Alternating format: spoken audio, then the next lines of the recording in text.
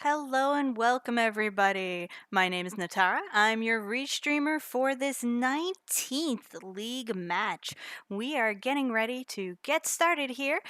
With that, though, I am going to hand you over to the lovely volunteer team. On comms, we have Smapety and Reichstar, and we have Tower Sheep as our tracker. So I'm going to hand it to them, and I am going to get our runners going. Thank you Thanks very a much. lot. Thank you very much, Natara. My name is Smathy. I'm joined here by Rajtar tonight. We are going to bring you as you said, the 19th Highway to the Zima Zone match tonight. And it looks like we've got a Cecil start tonight. Indeed. And hi, doggy. Yeah, he had to pick the exact moment to start acting up there. So is that a Dark Knight trying to cosplay as a paladin or something? That It color looks palette is great. it looks like it. I think it's going to make a very neat paladin sprite if our players indeed go up Hobbs and choose to turn him into one. So I'm kind of excited about that. Yep, but I'm kind of excited about that race as a whole. It's high stakes, because first and foremost, we still have a player that is still to be defeated in any way. wewbear. 2 races, 2 first place finishes. Yeah, absolutely. And oh, goodness gracious, there is some incentive to make him a paladin right there. And Avenger is the first item. That is huge right there. I really like this start. Like, I tend to like seeds that pushes you towards all deals because, like, I like having incentives to go there. But this start is great. Yeah, that's fantastic. Knowing that you're going to have some amazing melee output there once you move through, and Palom, until you're able to get that paladin online, Palom is going to be no slouch in the damage department. One fight under Palom's belt, he's going to get access to that second tier of elemental magic and really being turned into a nice early game damage dealer here. So, for those who'd be unaware, the Avenger is a strange two-handed sword who gives innate berserk status to the character who wields it.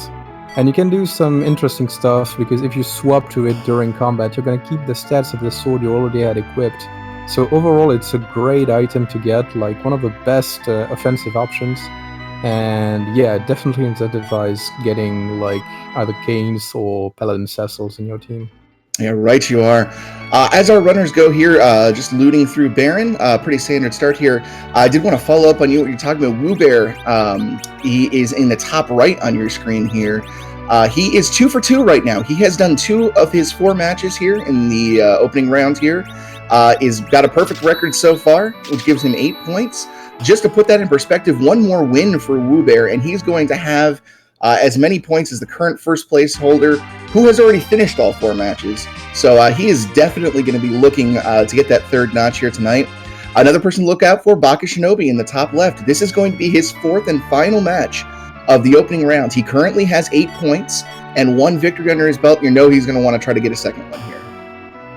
So, Octomam's spot being checked, and we see Volvalis, which is amazing, because we will not have to face her. Yeah, Volvalis is one of those bosses that can really mess up your routing, really be a major, major obstacle to overcome. Knowing that she is in an optional spot tucked out of the way, completely unnecessary to progress, has got to be a huge relief for our runners that actually check and find that. As far as shops go, there are found illusions in Baron Shop, which are going to be useful because it can cheese a lot of bosses early. But any boss relying on physical attacks will get really mitigated by illusions. Yeah, so, right you are. And it is actually surprising how many bosses just rely completely on physicals that you can just completely ignore with proper application of those. So chocosura is going to be diving in Antlion Cave. Gonna pick up all the items on the way there and fight whatever is in the Antlion spot. Yeah, I like this play here. There are a lot of chests to find in Antlion Cave. Can give you a lot of good equipment early on. Now, he doesn't really have much damage until that Palom gets a couple levels under his belt and gets those spells, so probably be relying on items that he finds to deal with whatever boss he comes across. But it'll be really interesting to see how this plays out. Bakashinobi doing the same play. It's always interesting to see like the preferences based on seed on are they going to hubs or going to. Oh, there's a Stardust in Antlion Cave.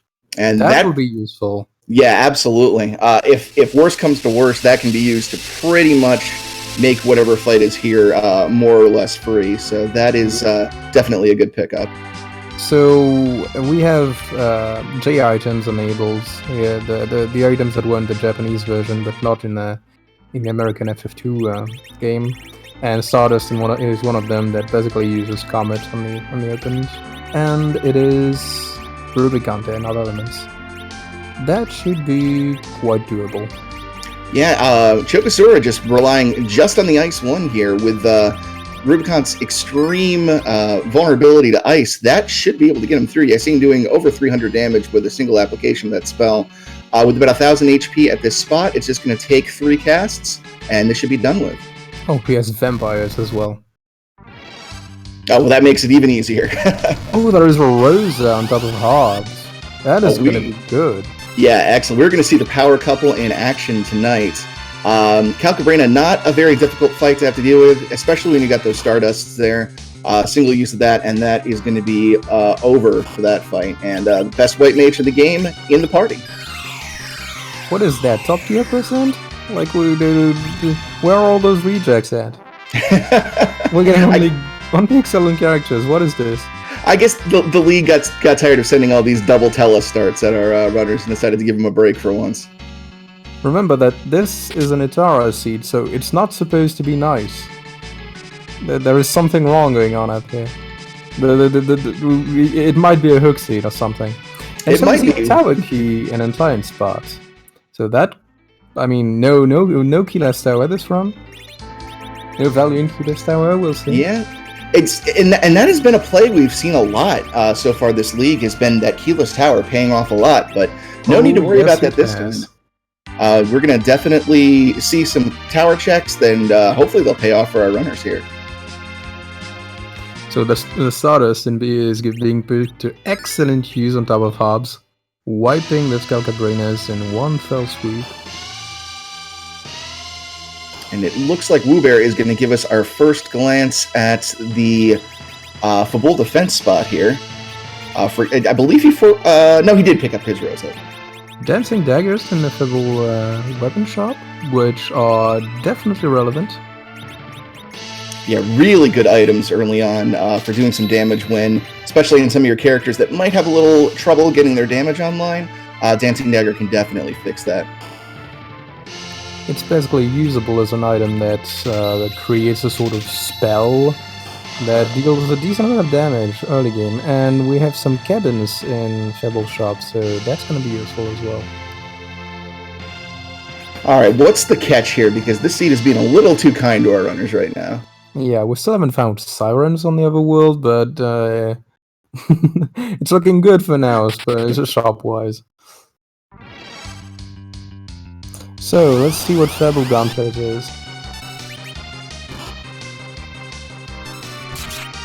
That should be really easy. Yeah, especially with that weakness to lit spells, should be able to put a decent amount of damage. Well, 300. It's got a little bit amount of HP. It'll be interesting to see if he's able to put out enough damage before Odin uses his well, in this version, Odin ability. Yeah, but the items will help a lot. Yeah, vampire. I think that'll do it. Yeah, that's going to be a substantial amount of damage there. Oh, so still not hitting hard enough there. Well, he's trying his best, but he is still just a Dark Knight. And just gets it in time. Excellently played there by wewbear. Yep, right on time. It was a little bit scarier than I thought, I will have to admit. Yeah, Odin can sneak up on you there. That attack that he uses is really devastating, especially early on with a team like that has relatively few HP. I don't know that he would have survived a hit from it. Just getting a Leviathan summoned for his efforts, though, so unless there's a Rydia around the corner, probably not going to be terribly useful. Yep. It is a good chunk of change, though, if he decides to sell it. Definitely. Nothing too great either on the chests on top of Fable.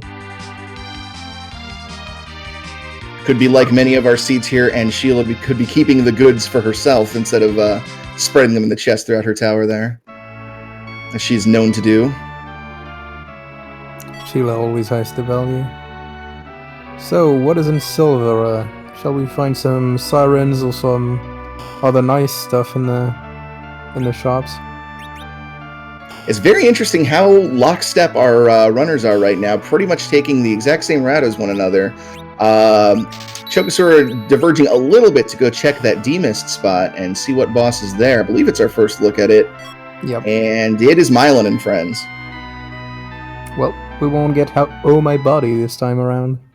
Not this time. That means that the D-Mist is still lurking out there. We know it's not in any of the optional spots, so it's going to be somewhere else along the way. And wewbear is going straight for ordeals, which makes a lot of sense, but sometimes you do want to check some more shops along the way, but yeah, going straight for it. Yeah, it makes a lot of sense. It's a really strong play. Not only are you going to get a key item check here, you're going to get to check all those chests on the way up to Hogs, getting a strength ring right there, for instance, a very good item there. And you're going to get that Avenger's Cecil online, which is going to be an enormous damage increase for his team. So, yeah, perfectly valid and good play here. I'm always just slightly worried when going up ordeals because the bosses can be a little bit mean, but I guess the Talon is starting to come online, so... Yeah, there are some nasty things that can be run up here. I know that Golbez has liked to lurk up here a couple of times over the last few days I've seen. So the first one is not going to be hard at all. Yeah. And we also know Vivalis is out of the running to be up here, so that can be another one that can be a bit of a roadblock. That is fair. I mean, wewbear checked. wewbear completely checked the Ultimam spot. It was him, I think. So, or was it Zilch? I'm not sure who checked Solo Dollars. But yeah, those gods, they don't have the boss bit. They can be stopped. You can do a lot of things to them, but he's just gonna DPS them down because I guess he hasn't found the corresponding J items. Yeah, one of the easiest ways to get rid of this boss is, of course, the coffins. If you've run across them, that will take him out in just 2 tosses. Oh, Darkness doing so much damage. What a great ability, really. Yeah, the power of Darkness is so worth it. Yeah, we were really missing out when they took that ability out for our version of the game. Being a Darkness is so great, but you have to sell your soul for it and all, but it's not even great. Why would you do that? Silkweb's found in Toroya, which is good. That's a convenient place for them too, in case you forget to pick them up and grab them on your way to Zeromus. Definitely. Yeah, the one annoyance of this fight, if you don't have access to some way to stop it, as you can see happening on wewbear's screen right now, usually hourglasses are a very easy way to stop it, or any way to silence or stop those bosses, but they will counterattack everything that you do with the piggy spell, which turns you into a pig, and the mini spell, which makes you small, which can be very annoying, even outside of just the status itself. The length of the animation for the cast can add up there. Unfortunately, wewbear had no way to counteract it, so he just had to deal with it, and is running into Baigen in the second spot. That's a little bit mean. It's not, terrible, but it's not the worst spot you can find Baigen in, but it's still rough. Yeah, Baigen can be a nasty fight, depending on where you encounter him. If there's one saving grace here, it does mean that Mylan Z's normal HP pool is going to be split amongst both the body and the hands, not evenly. It's there's a different specific ratio that it's split by. So he's not going to have to do the full 4,000 or so damage to the body, but yeah, taking a reset there. Just not quite ready for that fight, it looks like. Well, he doesn't have anything to cure Cecil's mini with, so yeah, he's going to use him as an anchor instead. Yeah, very strength to reduce all the stats by 15. Yeah, very interesting to see cursed rating agility tanking happening this early in the seed, but we'll see if it pays off for him. Meanwhile, Bakashinobi and Zilch are doing Baron in, and so fighting their first fight, the Dark Elves. And we'll see what's hidden behind it.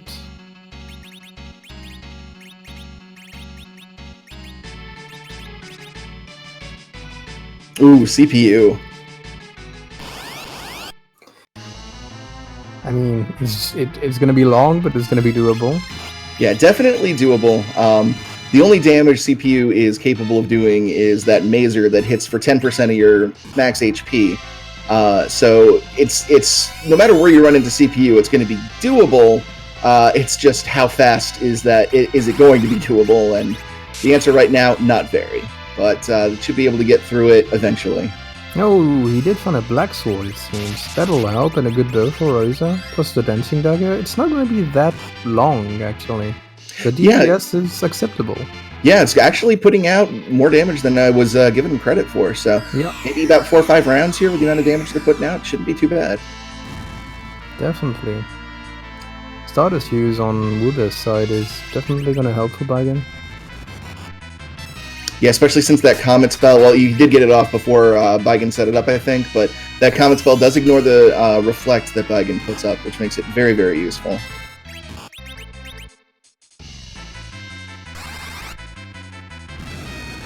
And we see chocosura on the same fight here, using Bluff on Palom. Curious if he's planning on trying to do something with that. I think Bakashinobi resetted out of CPU for some reason. Yeah, I didn't quite catch what happened there. Yeah, chocosura popped a Grimoire, rolled a Mist Dragon, didn't quite do the damage that he needed to get through the Baigen fight. And wewbear is bailing on that Baigen. Yeah, it's definitely about as rude as I expected it to be. The black sword is going to help a lot on chocosura's side. Yeah, Cecil actually putting out respectable damage, which is not something you usually get to see from him until he becomes a paladin. But yeah, that black sword is the best weapon he can equip while still a Dark Knight, and on these early fights can actually make him somewhat mediocre. Yeah, I mean, like, it's the weapon he's supposed to have at this point in the game, since Ordeals is where he turned into a paladin, so it makes sense that it would deal acceptable damage for this spot.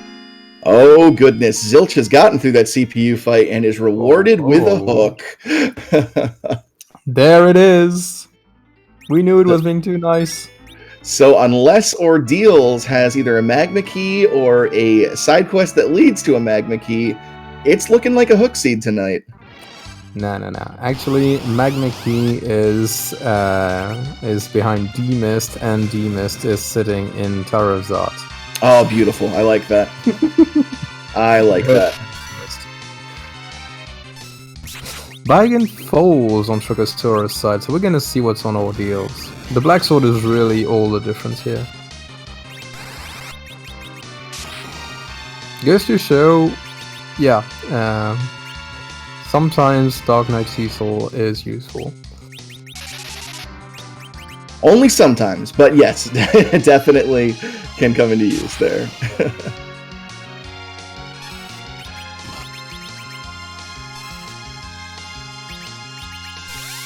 So we have a hook, and obviously Zilch isn't planning on diving it that early. Going up Ordeals as well. Since he also has the black sword, it shouldn't be that much of a problem. Ooh, it's a Baron key, which means another party member, another key item check, and that also opens up the Odin key item. And which you definitely do that before diving hook. Yeah, just wanting to fill your party out, wanting to exhaust all possibilities here before going underground. Ooh, it hits the Fabul Gauntlet on Ordeals. Not a difficult fight by any stretch of the imagination, but it is going to be a lengthy one. This is actually interesting because if Ordeals is a bust, like if there is nothing at Baron at all, and if someone decides to skip Ordeals for one reason or another, like for example finding Magna and deciding not to go Ordeals, that could mean a hell of a lot of time saved. It could be. Battle Gauntlet is a lot of fun. So it's always interesting when there's like a big like time sink to see if that something is absolutely optional or not. Yeah, absolutely. It would be one crazy play to ignore ordeals with this particular seed, with what it's given you so far before diving that hook. That would have to be a huge gamble. But gosh, if you're right, if ordeals had just nothing and all it had was that paladin upgrade, yeah, you could earn some major time by just being an absolute madman. Because like we have hooks, so that means another character. I guess you don't have Baron-Kishin or do ordeals there, so it doesn't mean another character. Because yeah, we're gonna get a lot of them, and maybe you could replace this and stuff. You never know. I like just gambling on not doing ordeals sometimes. I did like on chocosura there, the first thing he did as soon as that gauntlet started was throw that Avenger on Cecil mid-fight to speed the proceedings up a bit, so...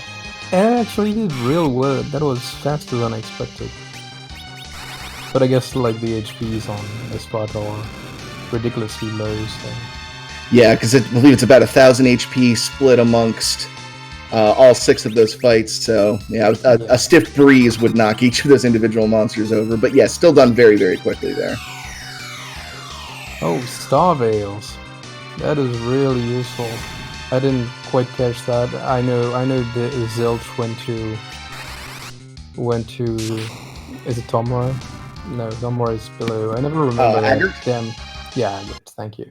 No worries. Yeah, but yeah, Star Veil in Agot, and it's remarkable because it's gonna help against a lot of bosses, namely like all our friends the dragons and Golbaz, and a lot of otherwise painful bosses. Yeah, right you are. Star Veil's one of, if not the most useful of those J items. Just so many applications and so many different specific fights. Just incredibly useful to have in your pocket. So still no sirens for now, and I think we've seen all the shops on the overworld.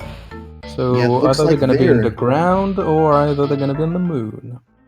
Yep, so if our runners wanted to do any sort of grind before diving that hook, not that they normally would, but that option not on the table just yet. Yep. You never know, like, normally you don't grind before diving hook, but then you see Kainazo, and then you do. Yes! Then you do. Then it might be right back up to ordeals to grind some of those Nagas there. Yep.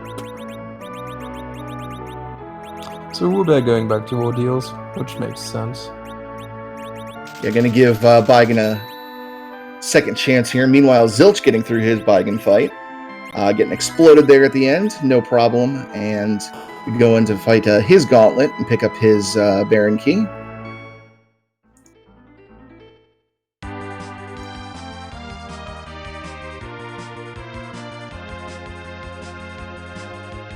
So, what would you want if this is a hook seed? What bosses do you want to see down there? Like, because there is, like, the obvious Evil Wall and the obvious Kainazo, but do you have some fancy wish? Let's see. I would like myself a Notebro. That would be a good one. I also wouldn't mind seeing a D-Lunar there either, just because...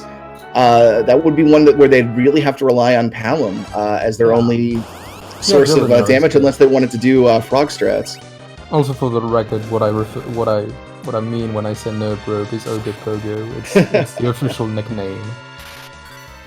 I know him by no other name, except occasionally the Nope Noodle, depending on how you're feeling on a particular night. Yeah.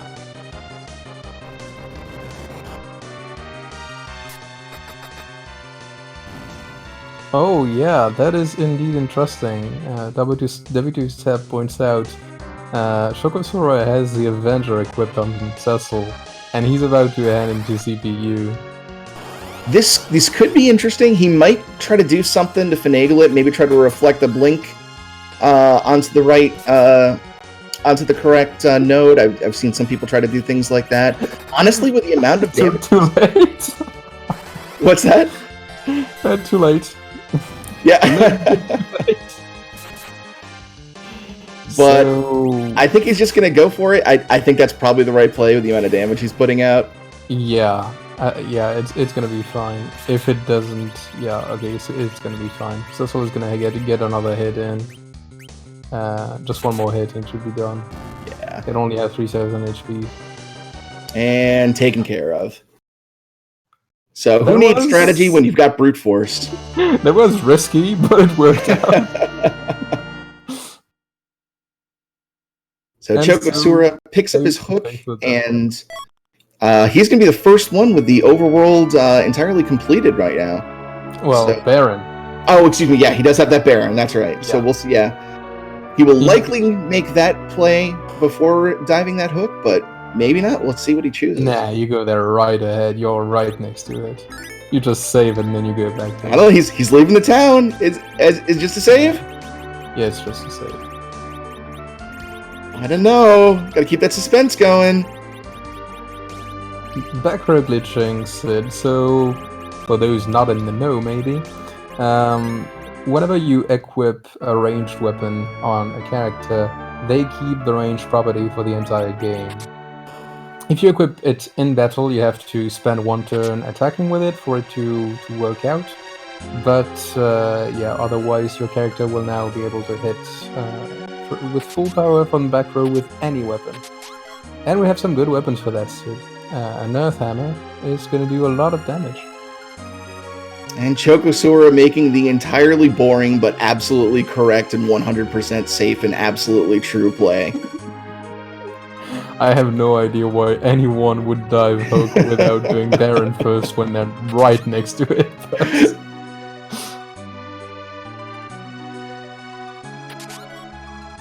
Oh, finding a drain sword in the underground waterway. That could come in useful. It's like the drain spear, except very kinda usable in very, very specific spots. Ordinarily a joke weapon, but he does have the Avenger, so he does have the right tool to make some use of that drain sword if the situation called for it. Definitely Yeah, a strategy I've used on Cataseeds before to get through them. But it's an option, not one that we often see, especially in flag sets like this, but definitely an option that's there. Yeah, it's not as unusable as the drain spear. Yeah. The difference between the two is that the drain spear reduces all your stats by really a lot, and the drain sword by a little bit less. So it's more usable. And I don't know. Let me check. Is there any difference in their accuracy? I am not sure about that. The drain spear has a terrible 22 accuracy, while the drain sword is a 50 accuracy. So yeah, it's definitely a lot more usable on the accuracy aspect as well. Yeah, Drain Spear, just everything the Drain Sword has, but worse. Yeah. And we don't even get the storyline trigger on the Yang fight, just way too much damage on there. Normally, when you get to a certain part in the fight, a single attack from Paladin Cecil will end the fight. But with the amount of damage his team putting on, no need to wait for that. We'll just kill him. Was he going to check? Oh no, he's going to loot the castle. I was wondering if it was going to check out in spot for some reason, but that's way too early. Ooh, You don't gets have a way an to save. Aegis Shield. That's going to be really nice going into Zeromus. That has a lot of magic defense on it, and can really help out make sure Cecil is easily shrugging off his big bangs. I'm actually surprised he's taking like the time to loot the castle, because we already have like good stuff. I guess he wants money. Yeah, he must want money.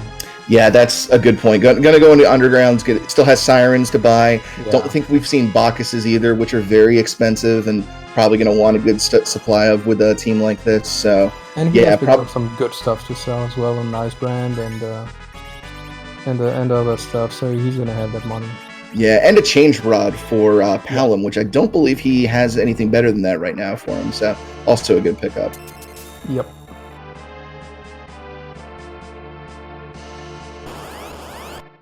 Well, it's the king was actually the queen.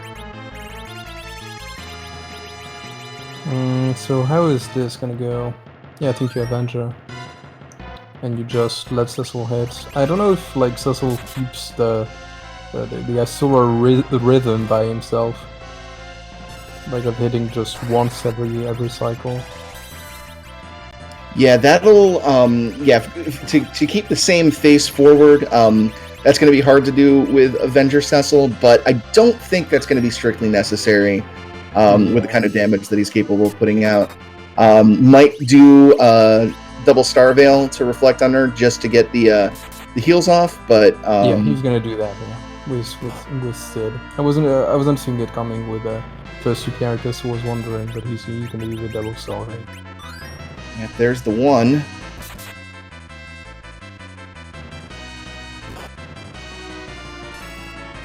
So wewbear indeed never checked Entline. I was wondering because he didn't have the tower key all this time on the tracker, and I was wondering like, did he really not do Entline all this time? And he actually didn't. Yep, that being kept up to date. Thanks to our tracker tonight, Tower Sheep. So big shout outs to him for that. And also Natara doing the restream. Big shout outs there as well. Thanks so much to all the restream team for making this all possible here tonight. Yep, like this entire tournament has been excellent entertainment all summer long, so really thanks to everyone involved. So, Asura going smoothly, I guess? Yeah, he has the reflects on. Using virus with he must have mute arrows or the oven bow, because Rosa is doing really a lot of damage with those shots. 1,000 per hit. I believe it's mute arrows, if I saw the inventory correctly, and of course Asura having that mage typing, so mute arrows do a lot of damage to her. Yep, really effective. And Bakashinobi also checking those. Nope, only checks the 3 chests. Doesn't want to loot the rest of Baron, going right into the Asura fight after that. Zilch doing the same thing, just the 3 chests and going. And Asura falls, and we're going to be able to see who the character is and what the item in the garbage bin is. You know, I don't think we've seen enough bards recently. Show me a spoony one. I want an edge. Oh, it's another paladin! Which is amazing, because we have a lot of good stuff for them. Like, we can do 1 Avenger Paladin and 1 Icebrand Paladin. We have axes as well. Yeah, there's he is not wanting for great gear here. So yeah, that's just another phenomenal melee fighter to add to the ranks. The damage output in this seed, like, it cannot not be a hook seed. It should give you all this power, only to give you magma. If magma ends up being in the trash can here in Baron, this seed will have just been too kind. I mean, if magma does end up being in the trash can, there is something else behind, like Demas at some weird spot, or the moon is darkness. Wow, that opens things up. That is extremely interesting. So, that is, I think, the best item they could have found. Yeah. So right now we've seen very similar routing from all of our runners here. They've been pretty lockstep, one after the other, going through the same things. With that darkness crystal here, we might be ready to see some major divergence. So, yeah. The thing is, so what we know is that underground access cannot be on the moon in this flag set, but we do have underground access. So you could think of diving the moon right now and going there. And there are sirens in Evelyn's shop, and that changes everything. Oh goodness! Now if you're Choco, do I commit to this, or do I take these sirens up to the moon and make that gamble? Oh goodness! Sirens, coffins, and hourglasses. So you have like the King Ryu slaying toolkit in this shop. He paused. He sat there for a quick couple of seconds in that doorway, and I know what was going through his mind is, do I really want to do Evelyn Cave right now? This shop is like, I love it. This shop delivered everything I expected, because they didn't really have the means of diving moon. without like they could have no, because they couldn't grind D machines without weak. So yeah, that just gave them the means to go dive moon and grind. So now they really have the choice, and it's a lunar boss. It's a lunar boss at Rubicante spot. So do you go for hook, knowing it could be D lunars or no probe or even wyvern? I feel like I'm watching Let's Make a Deal, and Wayne Brady is constantly making the other option, like door number 2 is looking better and better and better. And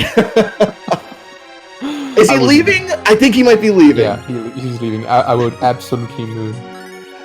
No doubt on my end. You give me the King Ryu farming tools. It's way faster to just go moon, come back, and maybe find the magma on the moon as well. Because like underground access is gonna be on Earth, but since we found the hook on Earth, it is possible to find magma on the moon and then gain a lot of time by not doing the hook route. So I think you do not go hook. Yeah, right. You are that.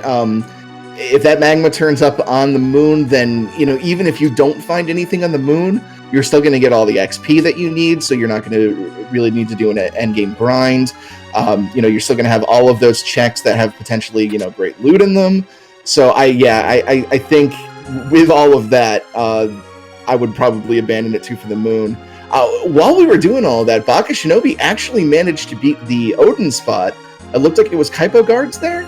Yeah, and Zilch was doing it as well, but it was a bust, alas. Yeah, just a Murasame, but I mean, if they do go to the moon and they find Edge there, then better.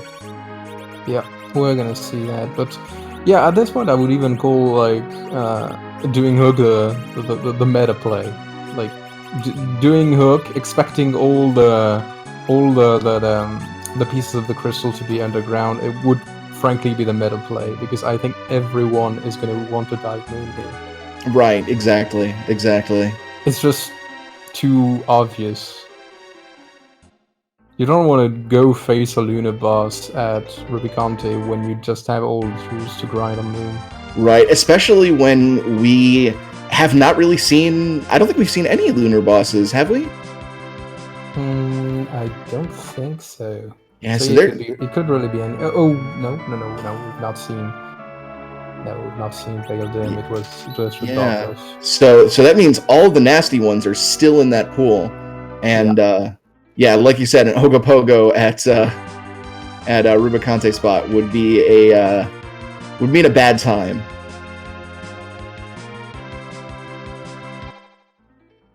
So yeah, I think most of them are gonna dive moon, and if someone goes hook, it's gonna be a meta play more than anything. Right, like, this Eblin shop changed everything, and it's amazing. Yeah, it's very rare that you get to see a shop completely change how you want to route, but that just happens to be what Eblin is like today. Very, very interesting. Yeah, because like just give them the same seed, but put the sirens and the hourglass one underground, and suddenly everything changes because hook is much more logical because you don't have the means to farm, or rather, not as easily. We have some simultaneous prawn raising by chocosura and zilch. Beautiful.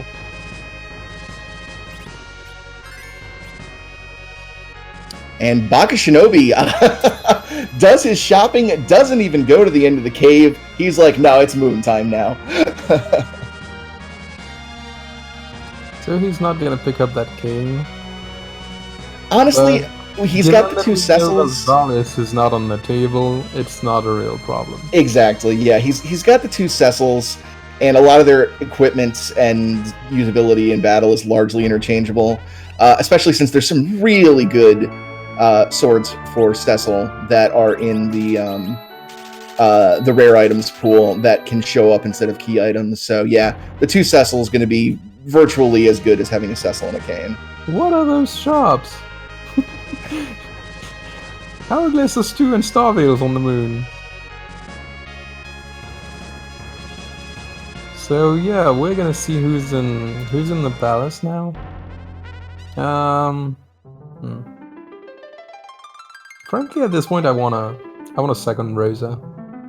Go full berserk. That could be a lot of fun. But I guess for Palom is still really nice to have, so I think I'd keep him. It's a third Cecil. But I don't think he's gonna take him. Oh my goodness! You could have a 3 Cecil lineup. Natara, as a professional paladin enthusiast, thank you so much for this seed. Yeah, Paladin Cecil really got better with the addition of the agility agnostic flag, which is something we really didn't explain. Maybe someone never played the new randomizer, quote unquote. We have the AA flag enabled on this flag set, which means normally in Final Fantasy IV, Cecil is the one who decides the agility of everyone. Like, he's the constant, and everyone else is faster or slower than him based on their agility relative to him. But with the agility agnostic flag, it's the person in the middle slot who decides how the agility is gonna be related to him. So with this flag, you can still, like, for example, put a dead teller on the middle slot and have everyone be super fast. So it makes Cecil a lot better, because taking Cecil in your body doesn't prevent you from doing all those agility shenanigans. Yeah, right, you are. You don't have to be constantly monitoring his agility, making sure it's at exactly where you need it to be and not using him to his full potential. Now you can relegate that off to somebody else in your party. Our characters have a Sid right now. Sid is excellent for being an anchor for that kind of agility manipulation, so yeah. And we're talking about meta plays, and wewbear is doing it. I have a lot of respect for this kind of play here. If wewbear is probably thinking exactly what you said. Everything about this says Moon. If I'm going to differentiate myself from the pack, I'm going to have to make the different play. And sometimes that's just the kind of gamble that you need in these league matches to put yourself ahead of the pack. So we'll see if this pays off for him. I have to say, I find it really bold, because in qualifiers, when there are like 20 people running a seed, and you want to be in the top 4 or top 5, like, you are incentivized to gamble, because you want to be at the top of the pack. But this is a 4-man race, so I have even more respect for this kind of play, because gambling is not as rewarding sometimes. Yeah, especially when you consider the current standings. Wewbear is 2 for 2 right now. He has 2 first-place finishes. He has an excellent score. So if he just played it safe and tried to coast into a second or third, like, that would ultimately be in the long run be the safer the safer play to play for points there. But no, wewbear's out for blood. He wants a third first-place finish here, and that is really fun to see. He doesn't care. What is that playing safe? It's all about that meta play. Ooh, picks up a rune axe in the Mad Ogre chest. That is a really nice item. That is definitely significant. And Zilch fighting a free fight, a water hag on the moon. Always good to see that. Gives you a nice bump in experience. And that is a lot of experience in that particular spot. Gets the rat tail and the adamant. We've got 1/2 of go. Wow, not only 1/2 of go mode, but one more key item that potentially leads to something good, and we have the hook already. Yeah, so that is looking really bad for wewbear. If you're Zilch, do you put a save on the moon, scum out, and check that rat tail? Nah, not yet. Oh, not yet? Okay. No. You have a lot more spots to check. I just get overexcited by the rat tail, I guess.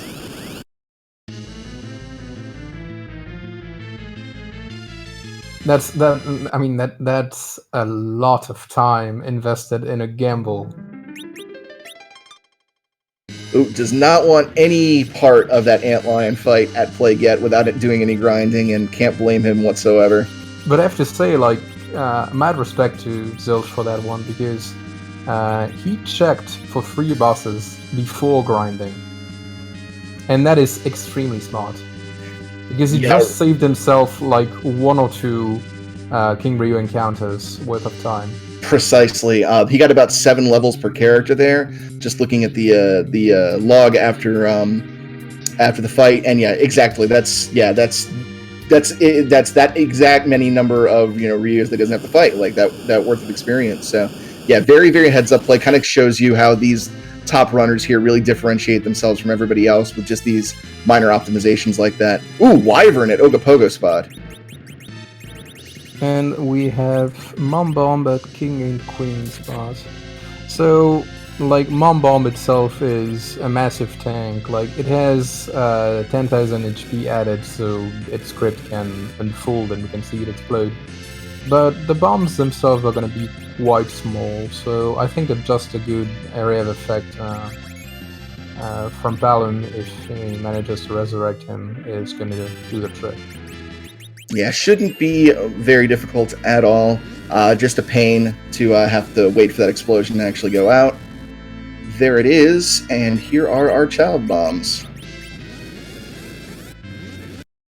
Yeah, I guess Cecil is just going to take them out one by one. They have, like, the biggest ones are going to have 500 HP, so it's not going to be a problem. Yeah, big heads up play on wewbear's part, getting out as many statuses on his characters as possible, knowing that this is one of those fights that is purely physical damage, except I believe for that explosion effect, but doesn't do too much damage. So that is, even though they're putting out some good damage, able to mitigate most of it with those blinks and get through the fight with just Cecil alive there. So really well done. And praise the Avenger. So Zilch wiped to Wyvern, but he's gonna go back with now he knows, pretty much. Wyvern is always the worst when you don't expect him, but once you know and once you can set up your Star Veils, it's a lot easier. Yeah, Wyvern always a one-wipe wonder. So Sid in the middle, because Sid is one of the slowest character, regardless of level. He is extremely slow, so he's gonna do a real good job, like being a good anchor and making everyone else fast. Yeah, and that's going to mean more characters getting Star Veils up, more characters that are going to be able to survive the opening Mega Nuke, and after that opening Mega Nuke, he can only single target cast with nukes reflected off of himself, so that's going to mean he can only kill one character per turn, and that's going to make the fight way more manageable. And I agree, I really, really like that Silk Web. And I got my no probe. I was expecting no probe at Ruby Counter spot, and I got it, and that is really mean. Yeah, that is one of the nastier fights that you can get in this spot, and we'll see how wewbear approaches this here. A Go-Bogo on Ruby Counter spot and a Diamond on the Moon. The gamble may still pay off, we don't know, but it's not looking amazing at the moment. But anything can happen, because that is the beauty of randomizer. Nothing is ever decided. That is very true. And when wewbear does end up going to the moon, the one advantage he has is that the adamant is in that spot. Most runners like to check first, just because of the value of getting 2 key items for 1 check. So there's always the possibility that, if he finds the Legend Sword underground, clears underground, knows he's got to go to the moon, if that ends up being his first check, then he's going to get himself in go mode pretty quickly. But right now, still a lot of ifs.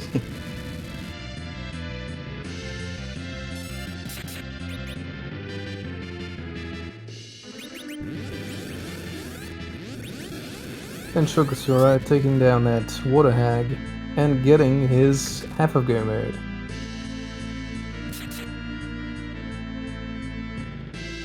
Meanwhile, Zilch is slowly but surely taking down Wyvern.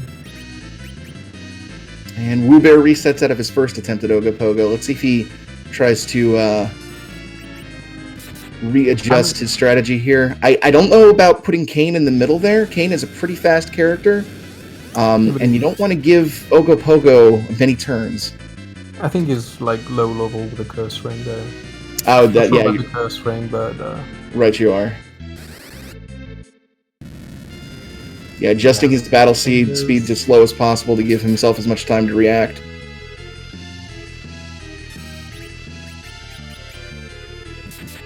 That Silk Web paying off dividends for Zilch on this Wyvern. Really, really smart to throw that out there before the reflect can go up. Yeah. Silk webs can, on certain fights, can really buy you a lot of time.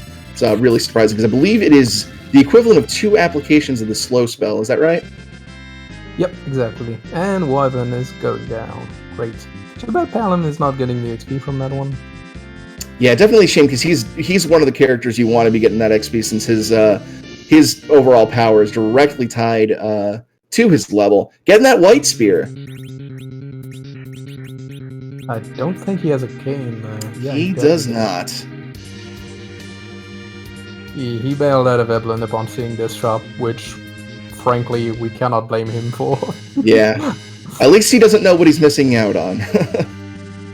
Yeah. Yeah, but like the lineup is solid. I understand not going to check that character spot. Like you have a Sid with Earth who can like be an anchor and a berserker at the same time. You have a Great Sissel, well, 2, and the black mage, the white mage. I understand not wanting to spend like what would it be 2 minutes, I guess, checking the character spot because you don't have exit. Yeah. Yeah, precisely. The core of Cecil Palom and Rosa is just so strong that, you know, whatever you have in the other 2 spots is kind of immaterial. Like, you can take that trio and, you know, you can take that to Zeromus with just the 3 of them and be absolutely fine. So, yeah, I don't blame not hunting for additional characters. And yes, Behemoth, Zilch didn't get the sirens. I actually completely forgot that. He's not the one who bailed out. It didn't go into Evelyn's shop. Oh yeah, that's correct. It was I believe it was Chocosura who went to the shop and then bailed. Finding Luca Key on Antlion there. If he manages to do the entirety of Moon without any siren grinding, that is quite amazing. And thanks for that, Hag.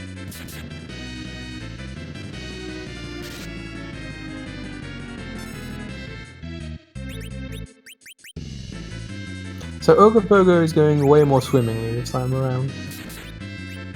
He got the illusions up. Cecil is doing damage.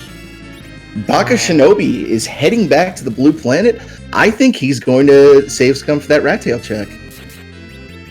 Crawling? That's a bit bold. Again, you do need to be bold. I understand that, but that's a bit bold nonetheless. There's limits to boldness. But we'll see. The chat's burning desire to know what's on that rat tail will be answered here shortly. The reason I'm always iffy about those kind of plays is that if you get like nothing there, you didn't really lose any time. If you get the legend there, you won. But if you get anything like harp or pan or Luca key or or any item that leads to another item, well, you don't know. Okay, spoon, so perfect. And sometimes you just get silverware.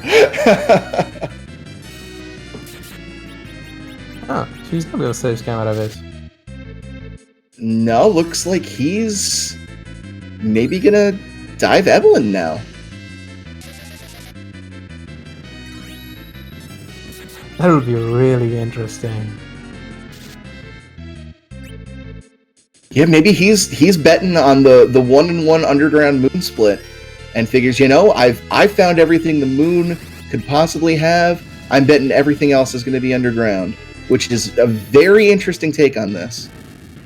So we're talking about meta plays. That is one. That is absolutely one. And we got a Demas sighting on Chocosura's screen. I believe that, what is it, Wyvern spot? Yep.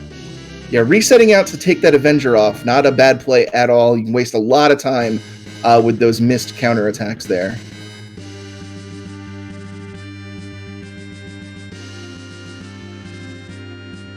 And Ogopogo going down. So wewbear is going to be our first runner to access the underground and start giving us some insight into what exactly lies down here. I really like this race. Like, sometimes every runner is doing the same path, and it's a battle of execution, and it's interesting as well. But here, it's so diverse in terms of pathing, Oh and yeah, the decisions, and this is everything. this is the ultimate game of Yomi right here. This is every runner with all of these options ahead of them trying to think, what is everyone else doing? How fast am I going? And do I need to be doing something different from them? It's really fantastic, and I think this is a fantastic race for just really showing off the variety of strategies to approaching any given seed that you can have in a game of free enterprise. This is really wonderful. Yeah, because, like, look at it. You have chocosura, who is quite doing the standard, diving moon after finding the means to. We have Zilch, who tries to dive moon without sirens or any means to grind, and he's doing the grinding only off the bosses. We have wewbear, who chose to dive the hook even though he had moon access and a lot of things to do moon, and we have Bakashinobi, who is making the hybrid call to bring both at the same time. Yeah. It can't get any better than that. Exactly, and this is coming off a seed that started with everybody pretty much just following the leader, going down the exact same path, and then that darkness crystal showed up, and the means by which to do the moon showed up in Evelyn, and all of a sudden a wrench just gets thrown into the works, and it's just everybody's game as far as what they want to do with this seed.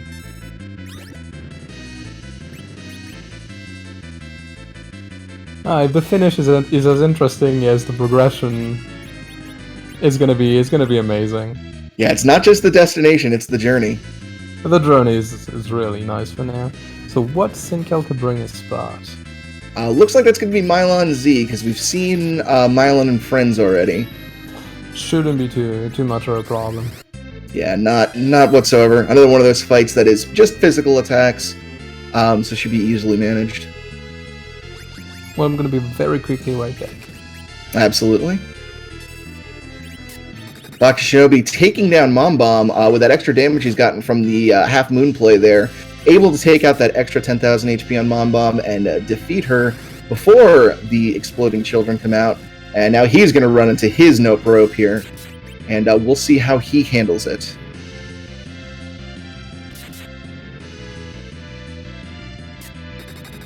So even though he has several more levels over wewbear, Ogopogo just does not care about your levels. That big wave is going to do half your HP regardless.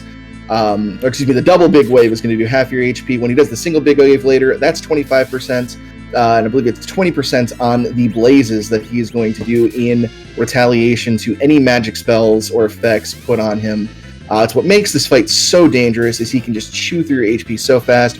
Rosa does have Cure 4, though, so that's going to help him maintain high HP totals after those HP percentage effects come out. Oh, when we have a Dark Knight Cecil in Dwarf Castle. Shouldn't be too hard with the level he has. And a Kane coming in. Yeah, shouldn't be too bad.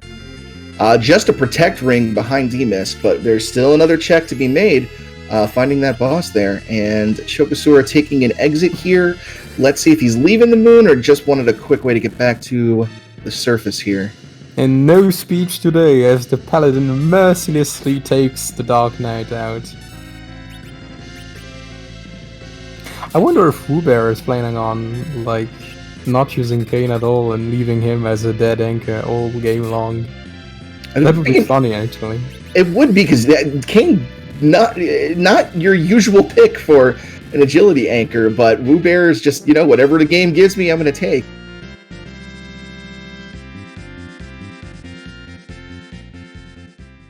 Oh boy. No Probe actually giving Bakashinobi some trouble. Yeah, it's a nasty fight. Just regardless of your levels, that HP percent damage is just really, really nasty. And so protect ring behind our friend D-Mist. And I believe wewbear got the pass from Dwarf Castle? Yeah, looks like it was the pass. Adzo at Bahamut. Oh, that's rough. That's rough, but you want to do it. You want to do it because nobody will.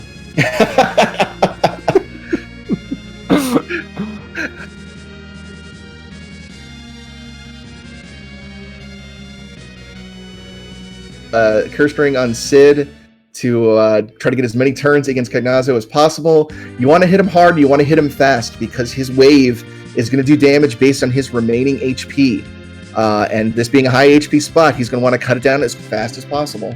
And so an interesting piece of information is that Luca, as a necklace, had a piece of paper allowing you to enter the back of a pub. I have to ask questions to her dad. That is really not the kind of thing your child should be carrying around. And just a pink tail from D-Mist. So D-Mist was a complete bust. That is interesting. Protect Ring and Pigtail. I mean, not that Protect Ring is bad, it's good, but it's not what you're looking for a fight that took 5 whole minutes. And you say that, but I'm thinking about it. A pass for a pub sounds like exactly the thing a dwarf would give to his daughter. Yeah, you have a point. I failed to consider that aspect. You do have a point. And Zilch getting his silverware. We'll see if he decides to turn the pink tail in and get a piece of gear for it. So Bakashinobi diving Flame Arch, I think that's really a good call. You have the levels to take most of what will be in Leviathan and Asura spots. So you're gonna get a 3-for-1 here. And definitely could be worthwhile. That's another rune axe for Bakashinobi with a amount of melee characters we've seen. Not a bad thing to see. And an earth crystal, so now we've got a dot rabbit hole that could go down. Yeah, I don't see them going there anytime soon. Like, you go Earth when you need characters. Characters are the last thing they need in this seed. Yeah, exactly. This is not a seed where you need to go on a recruitment drive. The game has been very generous with giving you exactly the power you need. But again, on the other side of the coin, going Earth would be a good meta play because nobody's going to go there. That's very true. And I don't think Bakashinobi saw D-Mist on the moon, so he could be thinking, well, that's 2 more bosses. That could be D-Mist. That could be something. Yep, definitely. Plus, still 2 key items plus. That could be that wonderful legend we're still looking for. Well, and we have gold bears at top the of wrong royalty. So Bahamut, a relatively free fight here. He'll want to get those Star Veils handy for when Mega Flare charges up, or Mega Nuke, charges up. But other than that, shouldn't be much problem at all. Yeah, super free with the level he has. No issue at all. So let's see who Shadow Dragon fancies eating today. Balance and Sid's going for the hard meat after the soft meat, I see. I feel like that's familial favoritism there. Yeah, potentially. Yeah, doesn't want to anger his brother or his sister-in-law. Exactly. That's well. Spoilers for 30-year-old JRPG, by the way. Oh. How awful. And Kanazo falls and reveals the twin heart. Oh, goodness. Yes. Yes, Valiant gave Bahamut. Go for it, Choco. Be the hero chat deserves. Frankly, like a twin heart behind Kanazo at Bahamut, I go for it immediately. Not a lot of people are gonna check that Kanazo. Exactly. It's one of the things that well, I've got this. This is my ace in the hole. This is what's putting me on a different plane from the other racers right now. Let's see this to completion, boom or bust, and push whatever advantage I've got. So yeah, I would like a check on Twin Harp immediately here, and especially the only other play he has is going hook. You can also check the red tail, but the only other play he has is going hook. So I think you definitely check that Twin Harp just for that reason alone. Now, did chocosura? I didn't catch it. Did he full clear the moon? I couldn't remember if he did the pale dim spot or not. I'm not certain he did pale dim. Okay. As far as I know, he did not, because I don't think we even know who is on Palladium. Yeah, I don't think anyone's even peeked it. Our tracker Tower Sheep confirming he did not. Moon is not full clear. Thank you very much. Pan on top of Tower B and Gold Best. That could be massive. Ooh, always good to find that pan early in the underground. It just unlocks so much in this flag set. Because nobody checked Sheila once, so he just, and we don't even know what tower key leads to yet, so that's basically 4 quick item checks that are going to be coming up on the side of wewbear. We're gonna get tower key item, then Sylph, then Sheila 1, then Sheila 2 probably, so watch them, they're gonna come fast. And Drain Spear on the side of Bakashinobi, so Artemis Bow and Drain Spear, Fame Arch was kind of a bust. The only thing you got from there was the Earth Crystal. Yeah, you got Rose's best weapon and Kane's worst, so what more could you want? That's sad. Poor Kane. He always gets the short end of the stick. But, I mean... Quite literally. I didn't pick him up, so... And here comes the Cave Magnus play for Chocosura. So, we are gonna get music. What's your bet? I only have one bet tonight. It's always the same. Mega Man 2. Mega Man 2? I don't even know if there's any in there, because I haven't heard it, but I would love to hear some Fire Emblem. Oh, I'm sure there are some tracks from Fire Emblem. Like so many games in the series, so many tracks in the series, are bound to be a couple ones in the pool. Yeah. So as expected, wewbear going Stealth Cave. Yeah, absolutely. Once you get that pan and you've got underground access, that's just a little bit of legwork for so many key item checks. So potential big stuff happening on wewbear's screen here.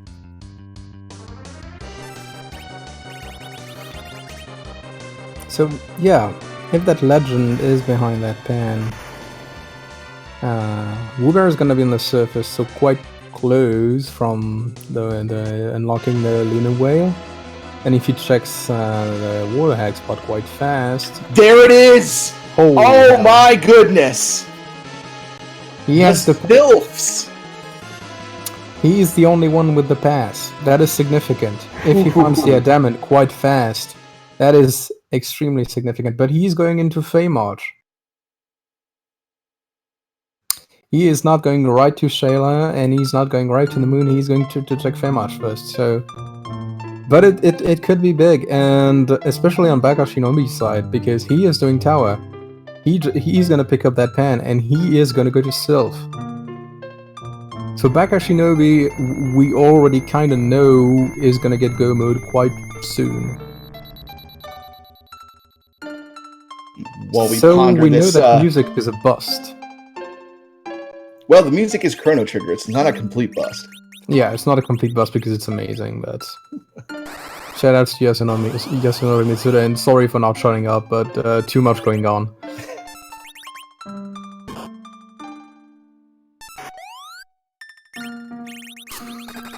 Huh. So Chocosura is actually looking... pretty behind, potentially, because he's the we still haven't seen. Oh, the magma key can be behind music. That would be really interesting. And that's what I want to see now. The magma key behind music. The ability not to go and have to do a Gapogo. Yeah, that could be major if that ends up being the case here for Chocosura.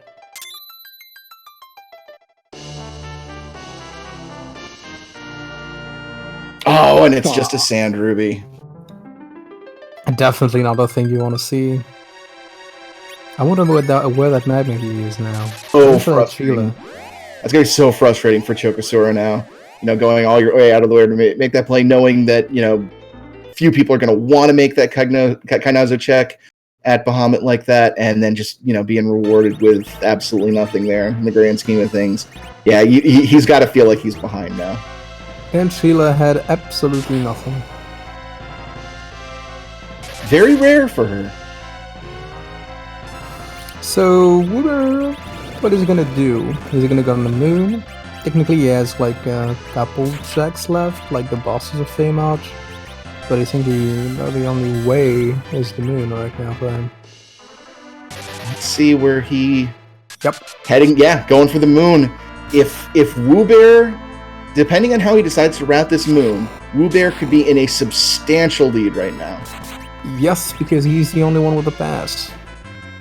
Yeah, because he's going to have to go back underground to forge the crystal, but with that pass, he can go right to Zeromus. He can feel comfortable grinding wherever he wants to grind, either be it eggs or on the King Ryu's up here. This could be potentially big for him, depending on his next decision.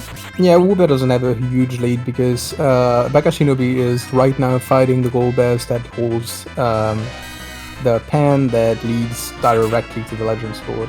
So he essentially, we are in no mode, and we are in no that he's going to be in go, very fast mode. That's very true. Of course, So, like you said, though, dying he doesn't have the pass, so he's going to have to make the walk back. We'll see if that ends up being a factor, but this has the potential to be pretty close. Definitely, if the Water Hag is the first check wewbear does, he's gonna have go mode really fast, and potentially we could see a very close Z fight between the two.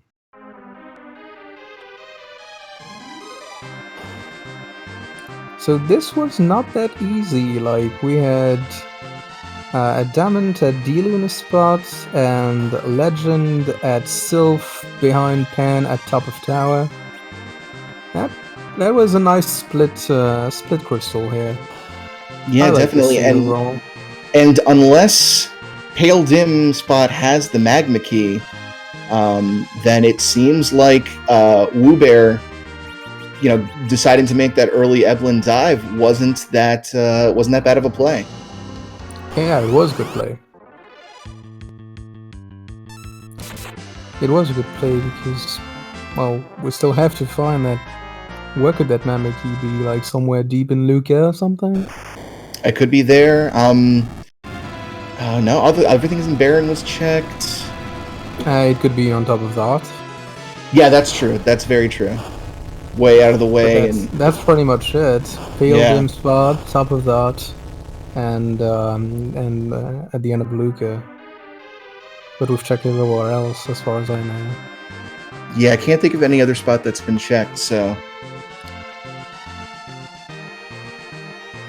So in most cases, you were gonna have to hook anyway, so...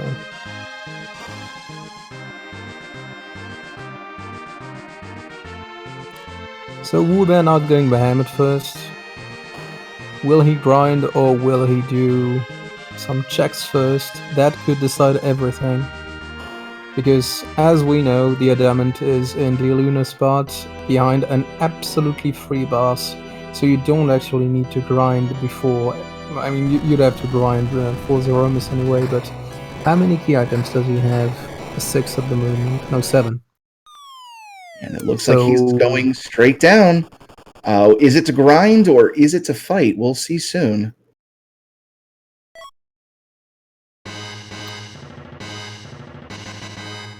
What about Bakashinobi? 1, 2, 3, 4, 5. Bakashinobi is definitely gonna have the 10 key items he needs if he wants to grind any more than that. Yeah, definitely. And beelining right for Yang here. He's gonna have his go mode momentarily, and then things get interesting.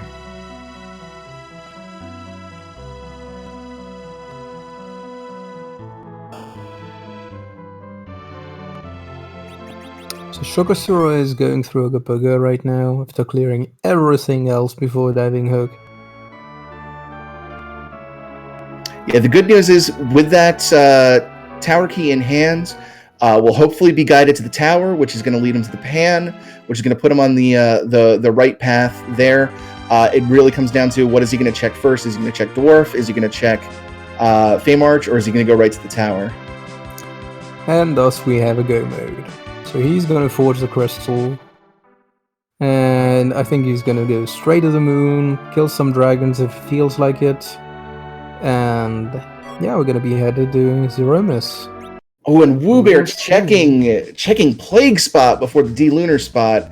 is going to do that fight, and unfortunately, that's just going to be a time loss for him here.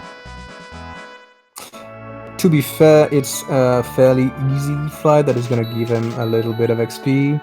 It's not as efficient as doing King Ryu's, but it's still not too bad. Yeah, right you are. And Bakashinobi picking up his crystal, which is not as free as you might think. Very easy to walk out of Coco without your crystal, as I know from personal experience. Yeah, it happens. It happens to the best of us.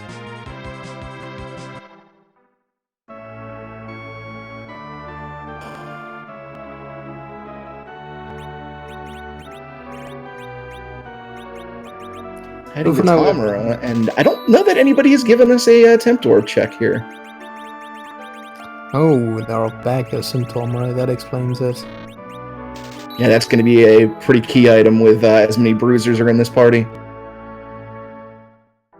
Definitely.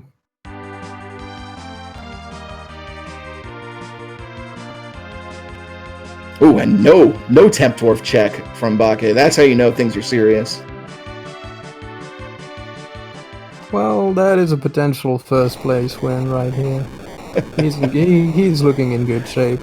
wewbear is likely gonna check Water Hag like right after that, so he's gonna be in go mode as well. But he has to farm, and that is, I think, a big decider. Yeah, I would say Bakashinobi has a pretty clear advantage right now. wewbear does have that pass, and that's going to help shave some time off when he does go for Zeromus. Wow, chocosura going straight for Luca through the underground. That is unfortunate. I would say, let's see if that pays out. But yeah, we already know that we're cursed with knowledge, unfortunately. I mean, chocosura is making a lot of plays here. Unfortunately, they're just not the ones that are paying off. And zilch right on his heels into the Luca cave, making a clear separation between the top and bottom two right here. Yep, and remember, there are no good plays and bad plays. There are only right plays and wrong plays. And right now, alas for them, those are the wrong plays. That is very, very true. So, what are we gonna see at the bottom of this cave? Could be the magma. I think that's about it. We've seen everything else. Could be more drain spears. Yeah, could be. Could always use a few more drain spears for the armory. I think the magma would really be a slap to the face, so I actually don't want that because that is way too mean. Frankly, anything but the magma. Yeah, but at the same time, you don't want to give him anything useful that he's going to want to keep and fight the boss for, because you want him to get out and get back on the right path. There's a glass helmet, and he is out of there. Okay, good. I don't know if that is more or less of a slap to the face than the magma.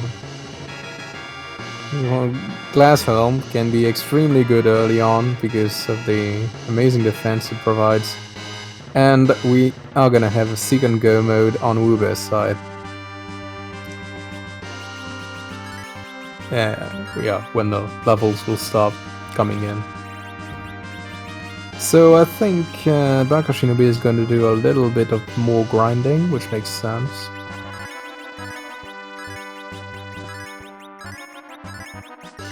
But we have go mode for wewbear, and he is bailing out of there. I'm actually surprised. Like, does he plan on grinding eggs rather than dragons? He might. I'm not sure which is more efficient, really, but with his comp, maybe the eggs are better. Yeah, with an Avenger Cecil hitting hard enough, he might be able to just, quickly just mash the eggs without any menus popping up or anything like that. And with the pass available, that could end up being more efficient for him. Oh, and anyway, I think the big decider is that the crystal is going to be, no, he has 10 key items. Yeah, he already has 10 key items. So... Wait. Oh, he doesn't have sirens. Or rather, not enough. Yeah, that would be a good reason to bail out of moons. Yeah, that would be a good reason to choose eggs if you don't have the required sirens.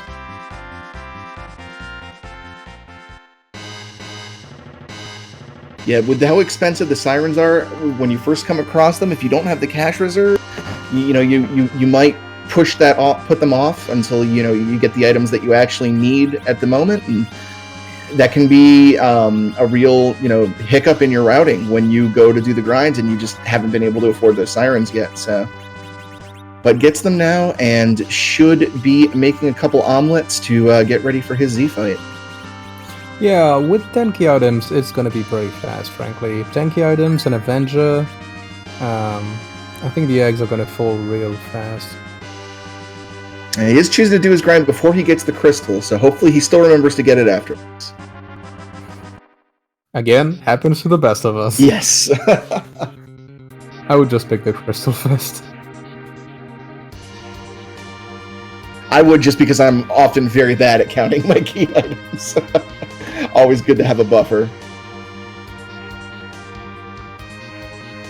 And Bakashinobi is off to the races. He is going through the lunar core and heading to Zeromus.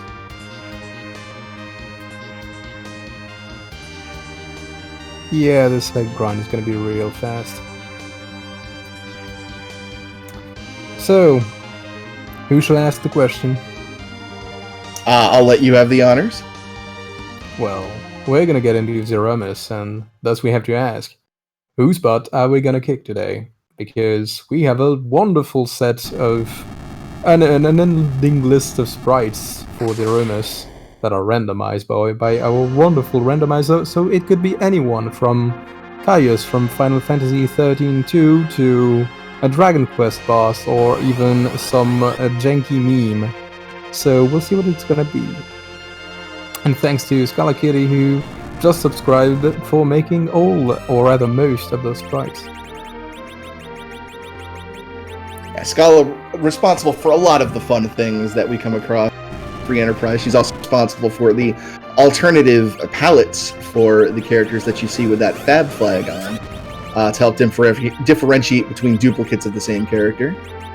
And since I talked about janky memes, I am gonna bet for Demonmas, the demon chocobo from Final Fantasy VI. I'll go for Ha-Ha-Hamas. Oh, no. Well, I mean... You called it earlier. Yeah, I kind of French rolled it.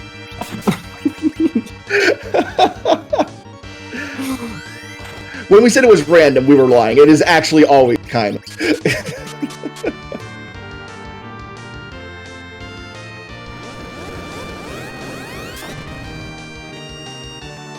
So, Zilch is gonna get into go mode soon.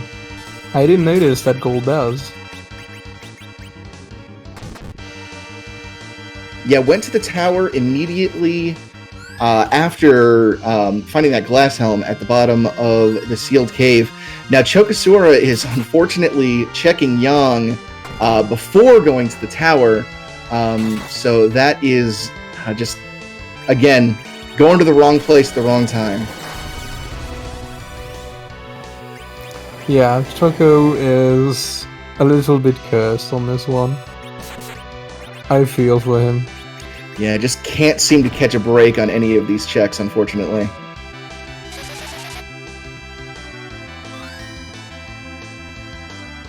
Again, no bad play, just, alas, the wrong place.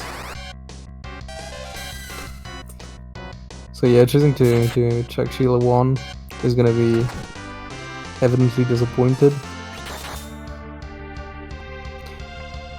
Kaima's fight going swimmingly, with the Cecils doing absolutely insane damage. Yeah, as they are wont to do when they are properly equipped, those Cecils can really put out some damage. That is like 10,000 damage a turn. It's pretty insane.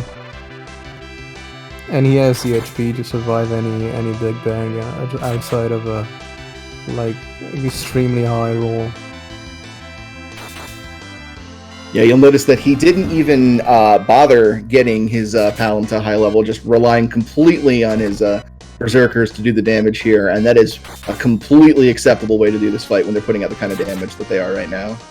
Absolutely. With the equipment we have, no real point in bothering with nukes.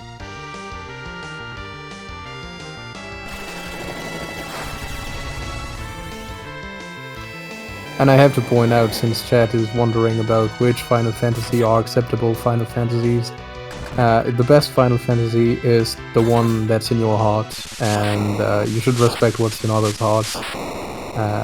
That is Pointless Fighting and GG, as Bakashinobi finishes with this wonderful flurry of sword slashes. Kaimus falls.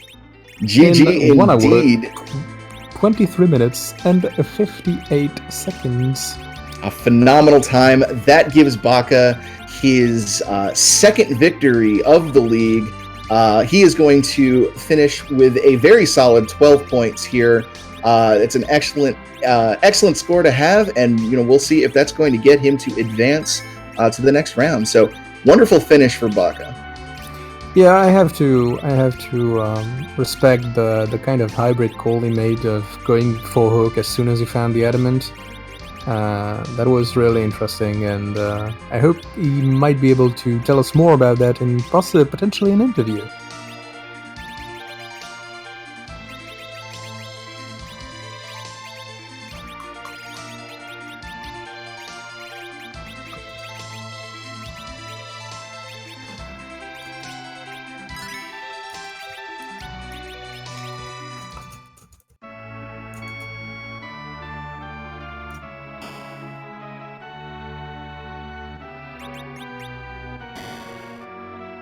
And while Bakashinobi gets ready for the interview here, wewbear is making his move on Zeromus. Has a very respectable team and shouldn't have much problem either. And I believe we are joined by our first place finisher, Bakashinobi. Bakashinobi, GG. GG indeed.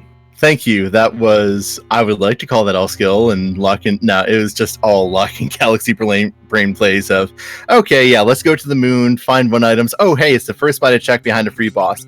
Let's go straight back to Earth and try and find the piece that's on there, probably, and hope the other piece isn't on the moon. Hey, look, you got to play the cards you're dealt, and you played them exactly like you needed to. Yeah, you need a little sprinkling of meta on your skill and your calls. And I think that hybrid call was a wonderful meta play that paid off. Yeah, so that on. Was... I'm glad I got fortunate, because I'm pretty sure there are other people going in there. Golbez in top of tower might have scared some people off for a little bit, but I don't think he was going to scare people off for too long. Well, unless you want to watch the race with a fresh eye, you all went for different routings, pretty much. None of you did the same thing. We had people diving hook, we had people diving moon without taking a look at Eblin, we had people full diving moon and not looking at hook before clearing absolutely everything. Really a variety of strats. Wow. Yeah, I was like tempted to go moon. It's like, no, I don't have any sirens, I don't have any hourglasses, I can't go and get levels up there. And then I find hourglasses and sirens and Evelyn's like, well, I'm just going to go straight to the moon then, because this boss could be awful. And it was Ogopogo, who I expect people who went straight to Ogopogo were not having fun times. No, he didn't. I don't think there have ever been Ogopogo and fun times positively referred to in the same sentence. I mean, it's a fun time when you can go and kill Ogopogo in like the tower spot, because he dies instantly and he deserves that because he's a jerk. So let me I gotta ask you about this, because I've never seen a single shop open up as many possibilities before. You're sitting there in what is almost assuredly a hook seat at this point. You enter Eblin shop, you see hourglass ones, coffins, and sirens. Did that just like immediately change everything for you in your mind? Oh yeah, that's like, okay, Moon went from completely off the table to completely on the table. I'm doing this right now because I can reliably get levels, I can turn the fight safe. Avenger is not my favorite weapon for going and grinding gold dragons, but I'd like to go and have levels before diving hook anyways. Let's do this. And I chose Cave Bahamut because I can peek the boss, see if it's free or if it's something I should go back in and kill.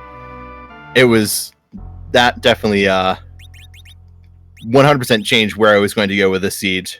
Oh my god. So we have the big reveal about Magma Key. It was indeed at Pale Dim spot. Oh jeez. And nobody nobody went there. Someone could have grabbed it. That is very, very interesting. I can't remember, Baka, did you peek Pale Dim at all, or did you just completely ignore that spot? I peeked Plague Spot to see if it was free and decided, nope, okay, it's Antlion, I'm leaving, I have one half of the crystal, I am out of here, I am going underground, I am checking the earth because I can clear that faster than the rest of this moon. Yep, and that was the right call. But yeah, actually, like, if anyone had done Pale Dim, that means saving a lot of time having to go through a hoop. That seed was one of the most interesting I've seen, and you guys have made it even more interesting with the diversity of routing. It was really an excellent race. So yeah, really great job on your first place, because that was not an easy one, frankly.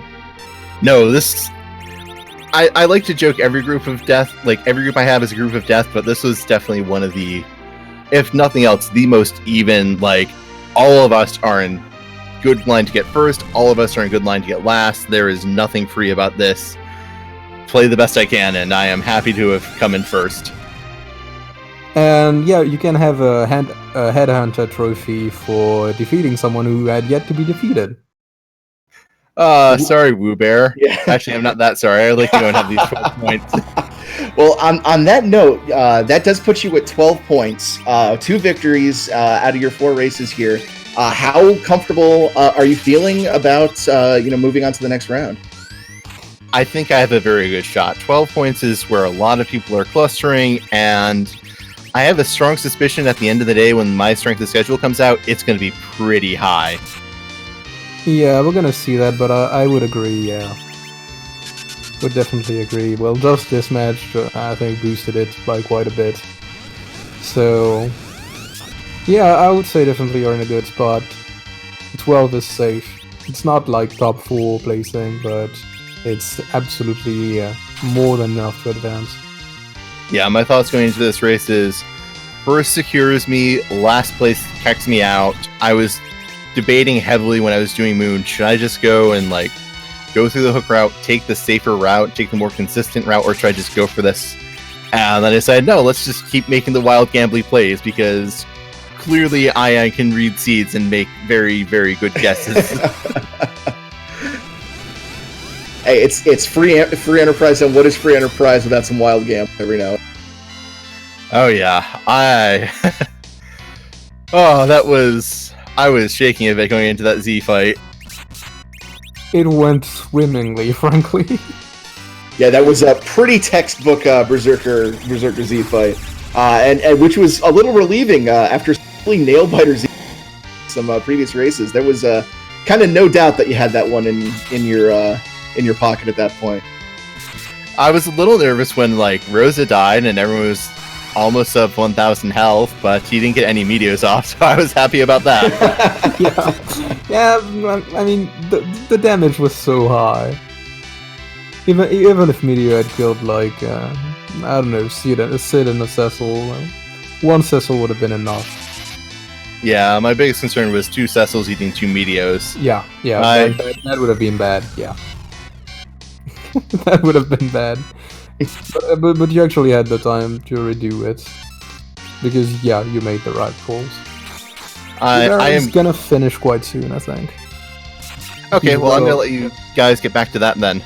Thank you both for commentating, and thank you, the Natara for restreaming and Tower Sheep for tracking. And thank you for the entertainment. Yeah, definitely. Congratulations on your finish, and go get some well-deserved rest. Thank you very much. Take care. So yeah, we're chocosura about to pick up Go mode, finally checking out top of tower, so is probably gonna check that pen next. Zilch is getting into the Z fight, and wewbear is well underway, nerfing those big bangs and hacking away with those berserkers. Yeah, chocosura is probably going to be pretty upset to see this pan up here, knowing that he's already checked Shield 1 and run around everywhere else into the underground, so... But at least he is finally on the right path here. But Golbat's giving him a little bit of problem here. Yeah, I hope King can finish him. Ooh, that might be a... Oof, yeah. That is unfortunate. I An advance will require hugs whenever chocosura finishes with the GGs, because he's gonna deserve them. We've got falling rocks on wewbear's screen. It won't be long now as zilch starts his Aromas fight.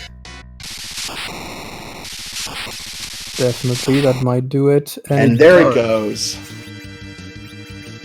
GG to wewbear. Second place finish here tonight with an official time of 1 hour, 33 minutes, 59 seconds. Congratulations to him. Indeed, really interesting call overall, going straight for underground like that. Yeah, it was definitely a bold call. Ended up being, it was really not a right or wrong. Ultimately, it was what needed to be done. There was that magna key there, but thankfully no other runner came across it. So all of our runners, taking going underground the hard way here. So it really didn't hurt him at all there. So just really good play overall here by wewbear, and we'll see if we can get him in here and get his thoughts on his play here tonight. Definitely. We have some I want to ask him about that hook call mostly. Yeah, that seemed to be the big separator between him and the rest of the field. Everybody else going to the moon there, but wewbear deciding to go against the grain, goes underground, manages to get that pan right into that legend sword, and that was huge for him. And that does put him in a really good spot. He's not undefeated anymore, but he's still at 11 points after 3 races, so he still has 1 more race to do, and already is looking really good to advance. First and second is nothing to scoff. There he is right there, wewbear. Congratulations on second place, GG. Hey, thank you. Thank you. So, how do you like that seed? It wasn't the best showing I've ever had. I got tilted a little bit after the bacon on 4D. Yeah, the bacon was mean though. That was pretty mean. And then immediately, I figured everyone's gonna go moon, so I'm like, okay, I'll go underground. Hopefully that pans out and there's not a magma key somewhere. And Pogo Pogo, of course, is the boss there. So that was fun. Well, it definitely did pan out. I see what you did there. I like it. I want to ask you in detail though, what was the thought process when you reached the Upland shop? Because that was really what changed everything in this seed. The Evelyn shop? Yeah, because pretty much everyone at this point was going for a hook seed. Then everyone reached that shop and saw sirens and hourglass worms. And obviously a lot of you went to the moon seeing that, because you now had the means of farming dragons. So when you checked the Dublin shop, what was the thought process behind staying on that road to the underground? I considered it, but I didn't have money, so I was only able to afford 4 sirens, and even then, the first couple Ryus that you do are still going to be kind of slowish. So I was I just all in it on the hook seed and hope for the best, but I wasn't expecting to run into an Ogo, unfortunately. I didn't consider the money angle. That explains it. Yeah. And yeah, I literally had nothing to sell. I had barely anything. I bought 4 of them. I figured a couple eggs when I got downstairs, but I didn't end up having to do that. Some money sometimes can decide betting and choices like that. Yeah, really interesting. You did have to pick up sirens later in the game, so I should have figured it out at that point. It makes sense. So after you grab the pan on top of the tower and you go get the legend sword from the sylphs, what exactly made you decide to go searching for the adamant on the moon rather than checking the places you had left on the underground? 'Cause I think you had a couple places left, right? There's the bosses in Feymarch, which I despise. If you've been watching me play at all, I try to avoid those as best as I can. And so far it's been okay. I mean, a lot of the time it's gonna burn you, but so far it's been alright. But I did Tower, I did Pan, I did, I didn't do Luca. Did I get Luca down there? I can't remember. Nope. I didn't do Odin. That was the only other one, really. So there wasn't a ton. I got Earth Crystal on the moon. I believe that's correct, yes. Yeah, so there wasn't too many spots. It was mostly just King Queen in Fey March, which I hate again, and Odin spot, which I probably should have checked, but I just figured Moon. There's more checks up there. I'm sure other people had it, so if like they went to the Moon first, which I assumed, they would already have that piece. It might catch me up. Yep, indeed. Earth Crystal you were was the in only the- one who dove the underground, really. Indeed, everyone else went to the moon. Yeah, Yeah, which ended up being interesting because the magma key was behind Pale Dim on the moon, but nobody did it.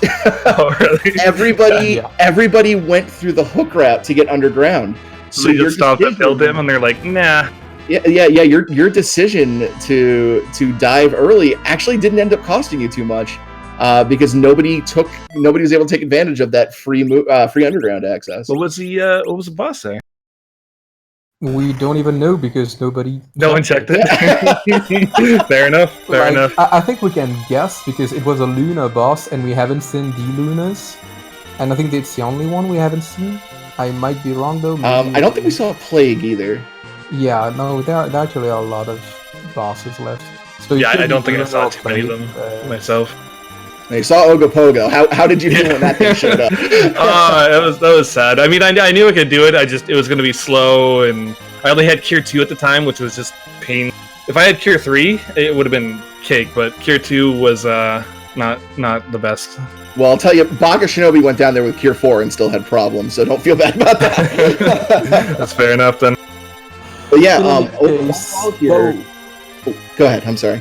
Yeah, in any case, we'll move on to the next interview. I think so. Great job to you, indeed. Might not be a first place spot, but you still did really great, and it was really interesting to see you dive underground like that.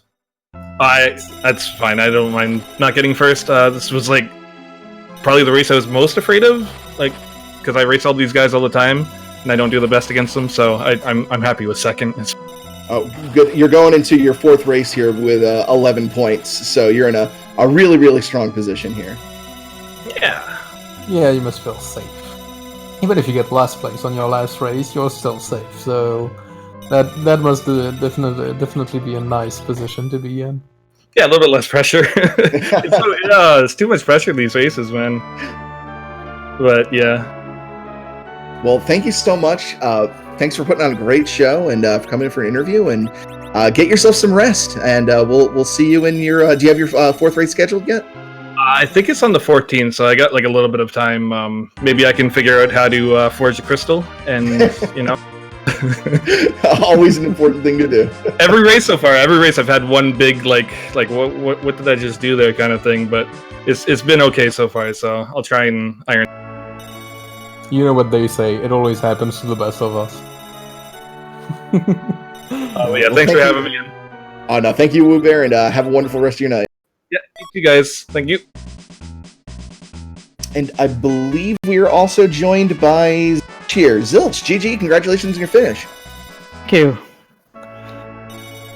So how did you like this seed? Definitely presented you with some crazy routing decisions right away, so that was interesting. Definitely I'm an very Atara curious seed. to see what everyone else did watching it back, but So you'd rather we say nothing about spoil this? away. Oh. Well, then I will spoil away, because I found it really interesting. So wewbear decided to dive the hook even after seeing the avalanche shop, and he went underground first. Bakashinobi made kind of a hybrid call. He first went moon, and whenever, like directly after finding the adamant, he went back down on Earth and went for hook.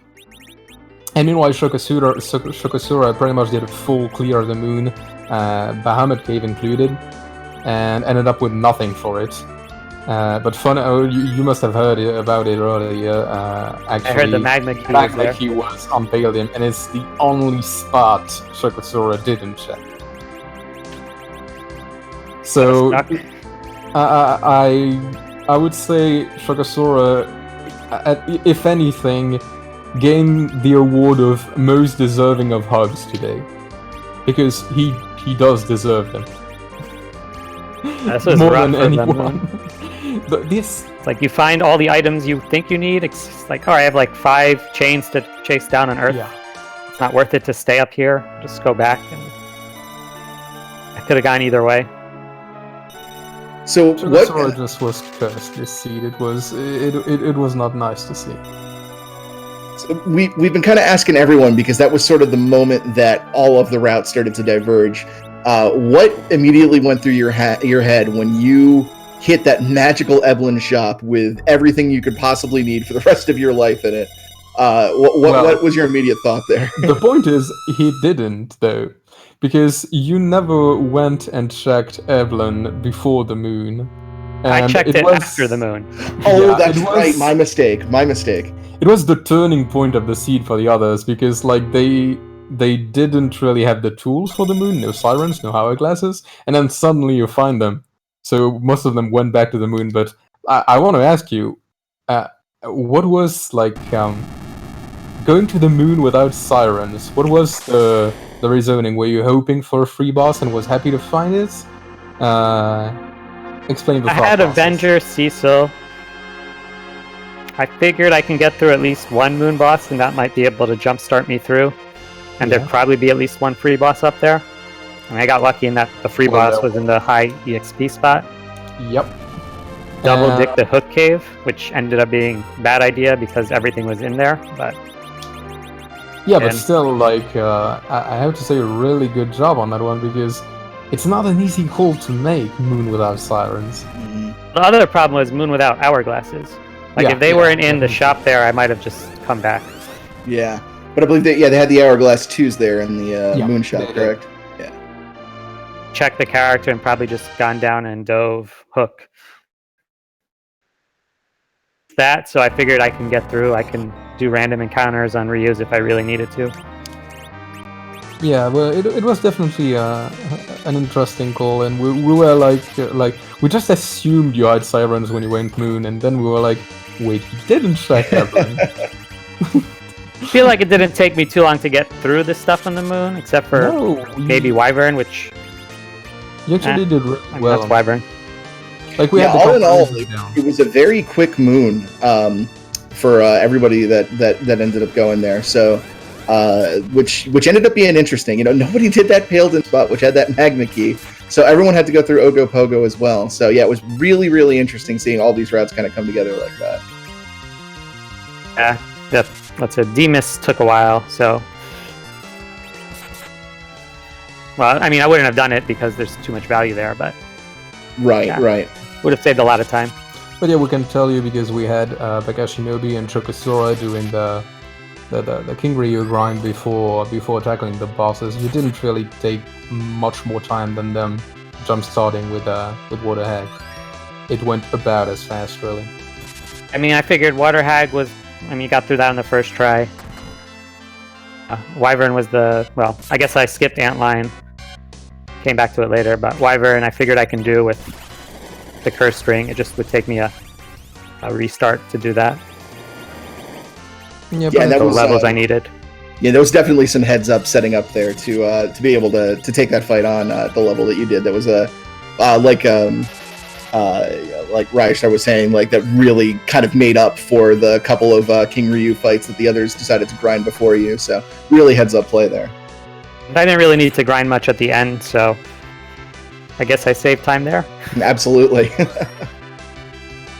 Yeah, you were actually in the Z fight roughly. wewbear was just finishing up the Z fight when you started, so you weren't terribly far behind him. Where was the pass, by the way? It was at Dwarf Castle, if I recall correctly. exactly. Yeah, one of the routing decisions I kind of regret is once I came out of the hook, I forgot I had the tower key in the Golbez fight at the top because I had like a dead character with me, and I figured that would save time.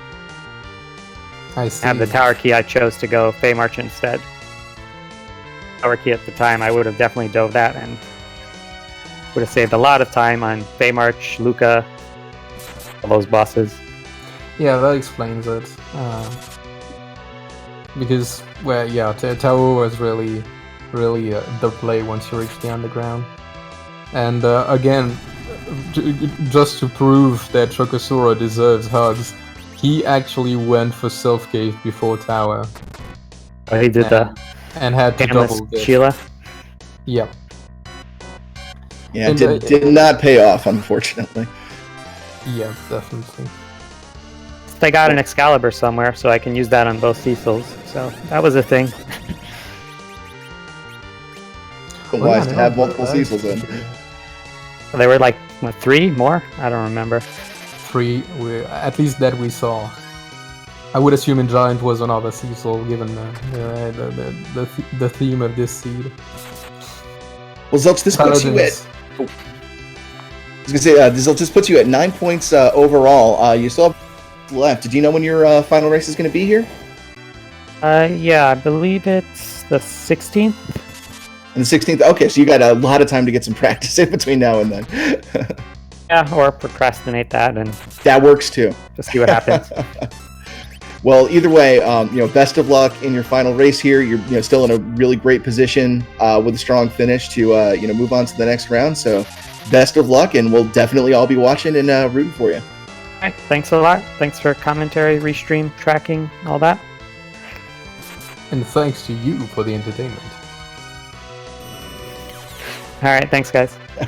Take care, Zilch. GG for tonight. So, in the meantime, Chocosura is finally on that Z fight after clearing everything except the Palladium spot. Which is, honestly, he's going to still finish this in sub 2 hours, and considering he did, 99% of the game, this is still a phenomenal time for everything that he's seen. There come the falling rocks. This is just a brief matter of time before he brings this home. What was that meteor? I have never seen such a devastating meteor from Zeromus ever. We've seen some unusually nasty meteos this league. I don't know. Somebody turned up the meteo crisis number or something.